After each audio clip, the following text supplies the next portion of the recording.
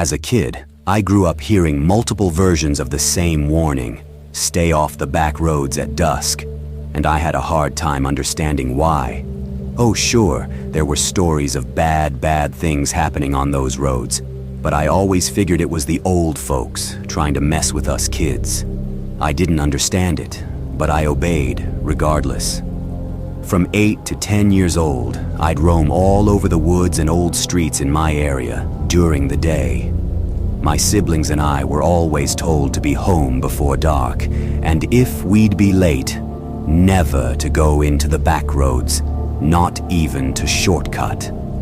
As soon as I hit 14 and up, I started staying out late, hanging out with friends and the like. Up until one night, I was leaving a friend's house to come home, and it was around 9:30, 10 p.m. I didn't realize how late the hour had gotten.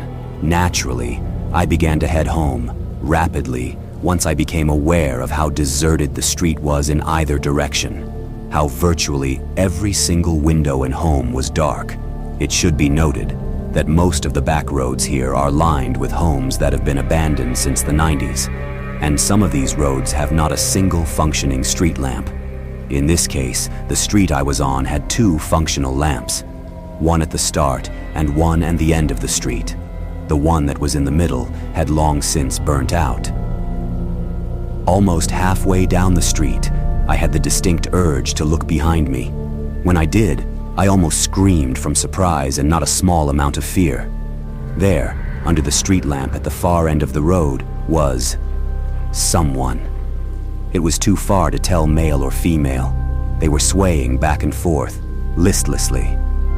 Arms by their side, head down, hair covering any features I might have seen otherwise. The kind of posture you'd see on someone slouched while standing. It wasn't so much their posture, nor the swaying that bothered me, but how they seemed to notice when I'd spotted them. They stopped swaying. Just stopped, like a puppet that suddenly lost its strings. To this day, I don't know if it was a trick of the light, or if I really saw it, but I briefly saw what looked like a glint of silver, just barely.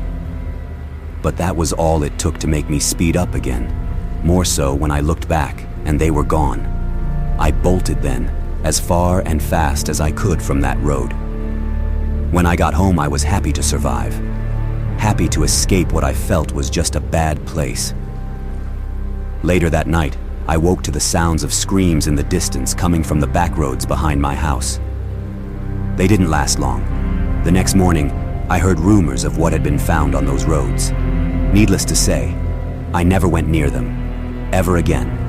If it was sundown before I'd get home, I'd simply stay the night with a friend. Even as I share this, I can't help but shudder as I imagine what might have happened had I not decided to leave the area when I did.